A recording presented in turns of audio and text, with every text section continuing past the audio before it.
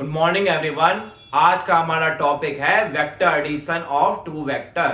दो वेक्टर को एडिशन करने के मेथड, है ना। तो दो वेक्टर को एडिशन करने के कितने मेथड हो सकते हैं? दो मेथड हो सकते हैं, है ना। तो हम एक एक करके दोनों मेथड को देखेंगे, मगर उससे पहले हमको पता होना चाहिए कि वेक्टर क्या होता है ना।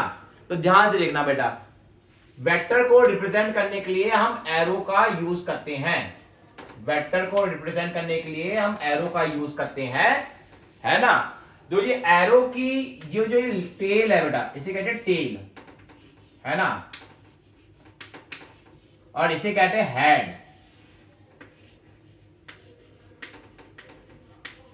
है ना। टेल हमारा मैग्नीट्यूड को शो करता है,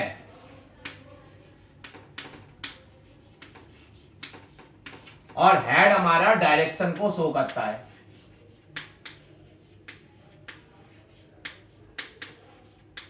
मतलब तीर की लंबाई मैग्नीट्यूड को शो करता है, और तीर का जो हेड है वो हमारी डायरेक्शन को शो करता है। समझ में आ रहा है? मतलब मैग्नीट्यूड समझ रहे हो बेटा?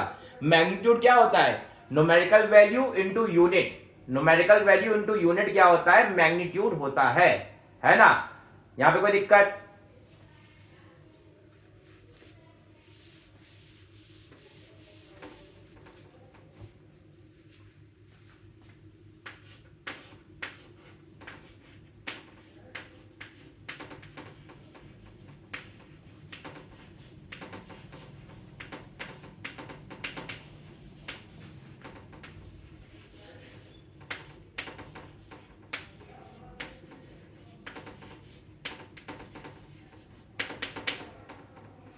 Vector addition of two vector. दो वेक्टर का वेक्टर एडिशन कैसे किया जाता है? इसको करने के बेटा दो मेथड होते हैं। पहला मेथड क्या है हमारा?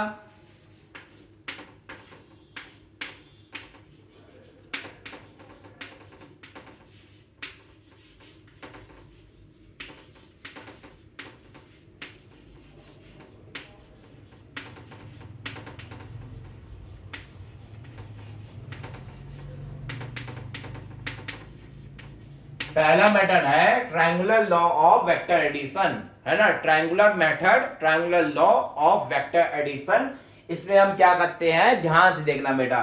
हमारा जो रिजल्टेंट वेक्टर होता है आर वेक्टर, वो दो वेक्टर का एडिशन होता है। ए वेक्टर प्लस बी वेक्टर का एडिशन होता है। आर को क्या कहते हैं? Resultant vector.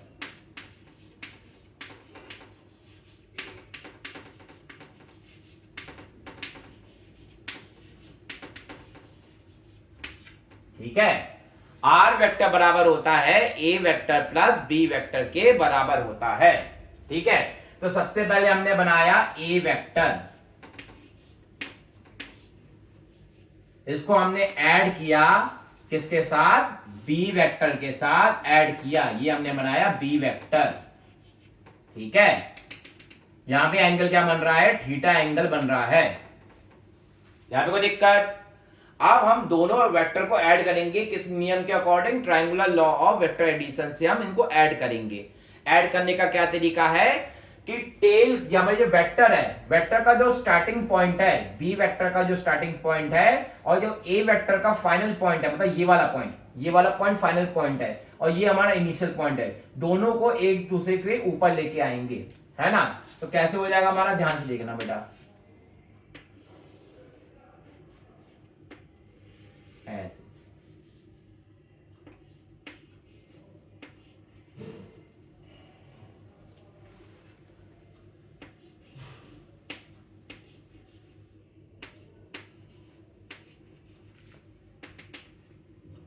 ये एंगल कितना बन रहा है? थीटा एंगल बन रहा है।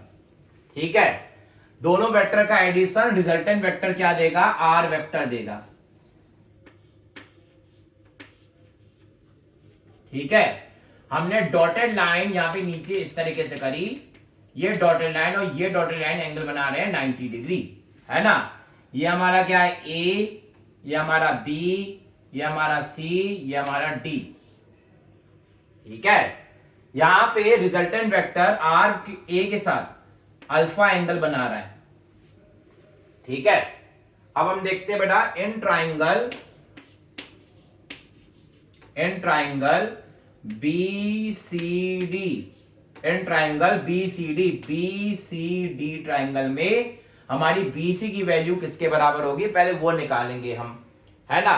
तो बीसी की वैल्यू निकालने के लिए हमने क्या किया, यहाँ पे बीसी की वैल्यू निकालनी है, मगर हमको बीडी की वैल्यू पता है, बीडी की वैल्यू बी के बराबर है ना। और बीडी और बीसी किस में आएगा, कॉस थीटा पे आएगा, क्योंकि बीसी क्या है हमारा, बीसी हमारा बेस है, और हमारा बीडी क्या है, हाइपोटेन्यूस है ना, हिंदी में कर्ण कहते हैं, और बीसी को क्या कहेंगे, आधार कहेंगे। तो आधार माने बेस और कर्ण माने हाइपोटेन्यूस, है ना। तो हम in triangle B C D हमने लगाया पहले कॉस थीटा, कॉस थीटा बराबर हो जाएगा बीसी अपॉन बीडी, ठीक है।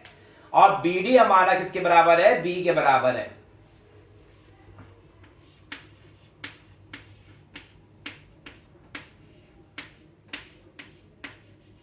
ठीक है, बीसी की वैल्यू किसके बराबर हो जाएगी, बी कॉस थीटा के बराबर हो जाएगी।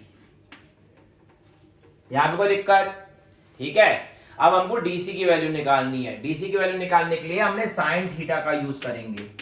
साइन थीटा बराबर हो जाएगा डीसी अपॉन बीडी, ठीक है। और डीसी की वैल्यू किसके बराबर है, डीसी वैल्यू अपॉन हमने लिखा बी, ये हमारे साइन थीटा के बराबर है। और डीसी की वैल्यू यहां से कितनी हो जाएगी, डीसी की वैल्यू हो जाएगी बी साइन थीटा। यहां पे कोई दिक्कत। अब हम देखेंगे in triangle A D C, in triangle A D C, है ना। हमने इसमें पाइथागोरस थ्योरम लगाएंगे। पाइथागोरस थ्योरम क्या कहती है कि हाइपोटेन्यूस का स्क्वायर बराबर होगा परपेंडिकुलर का स्क्वायर प्लस बेस का स्क्वायर, है ना। तो इन ट्राइंगल ए डी सी हमारा आर का जो स्क्वायर होगा वो बराबर होगा किसके, एसी के स्क्वायर के प्लस हमारा होगा डीसी के स्क्वायर के बराबर होगा, ठीक है। और AC बराबर क्या होगा, AC बराबर होगा हमारा AB plus BC, AB plus BC के बराबर होगा।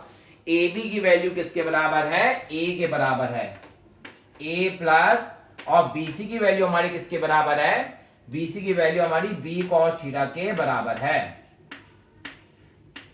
है ना। तो ये हमारी AC की वैल्यू हो जाएगी। AC की वैल्यू को हम इक्वेशन में रखेंगे तो हमारा आर स्क्वायर बराबर हो जाएगा, आर स्क्वायर इक्वल टू हो जाएगा ए प्लस बी कॉस थीटा, ए प्लस बी कॉस थीटा का होल का स्क्वायर, और डीसी की वैल्यू हो जाएगी बी साइन थीटा का होल का स्क्वायर। अब हम दोनों स्क्वायर खोलेंगे तो कितना हो जाएगा, ये हो जाएगा हमारा a square plus b square cos square theta plus 2ab cos theta के बराबर हो जाएगा। और यहां पे b sin थीटा कितना हो जाएगा, ये हो जाएगा हमारा b square sine square theta, ठीक है। अब b स्क्वायर कॉमन लेके हमारी वैल्यू कितनी हो जाएगी, a square plus b square हमने कॉमन ले लिया तो ये बराबर हो जाएगा sine square theta plus cos square theta plus 2ab cos theta, ठीक है। और sine square theta plus cos square theta क्या होगा बेटा, 1 हो जाएगा, है ना। तो यहां पे जो आर स्क्वायर होगा वो बराबर हो जाएगा a square plus b square plus 2ab cos theta के बराबर हो जाएगा,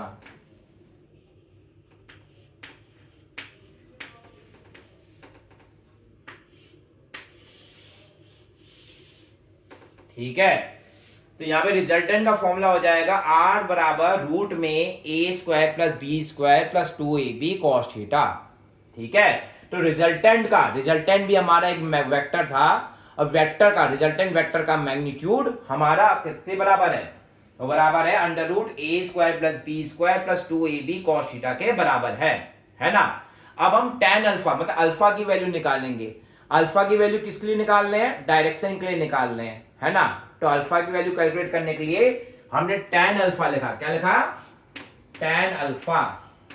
tan अल्फा बराबर हो जाएगा हमारा DC अपॉन AC, क्योंकि हमारा ये बड़ा वाला जो ट्राइंगल है इसमें जो DC अपॉन AC होगा, DC की वैल्यू किसके बराबर है? वो बराबर है B साइन थीटा के बराबर है ना। डिवाइडेड बाय AC की वैल्यू किसके बराबर है? A plus B cos theta के बराबर है। ये हमारा tan अल्फा के बराबर होगा, है ना। और यहां से हम अल्फा की वैल्यू कैलकुलेट कर सकते हैं। तो tan अल्फा हम यूज करते हैं डायरेक्शन पता करने के लिए, और r की वैल्यू उसका मैग्नीट्यूड मतलब रिजल्टेंट का मैग्नीट्यूड r है, और हमारा डायरेक्शन क्या है? अल्फा है। रिजल्टेंट वेक्टर का डायरेक्शन क्या है? अल्फा है। यहां पे कोई दिक्कत? क्लियर है?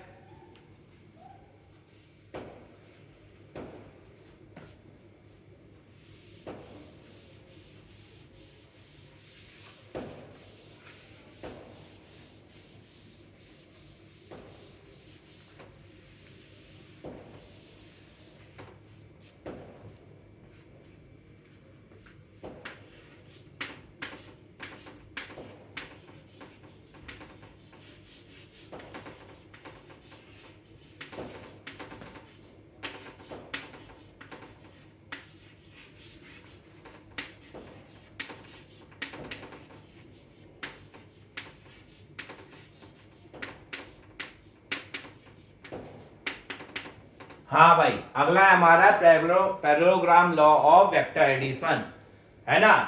इसको कैसे ऐड करेंगे ध्यान से देखना बेटा। ये हमने लिखा पहले ए वेक्टर, फिर लिखा प्लस हमने यहां पे लिखा B vector. Parallelogram law of vector addition में दोनों वेक्टर का जो इनिशियल पॉइंट होता है, ये हमारा इनिशियल पॉइंट बी का, और ए का क्या होगा? ये इनिशियल पॉइंट है ना। दोनों इनिशियल पॉइंट को एक साथ लेके आएंगे, है ना। जब हम दोनों इनिशियल पॉइंट को एक साथ लेके आएंगे तो हमारा क्या डायग्राम बनेगा?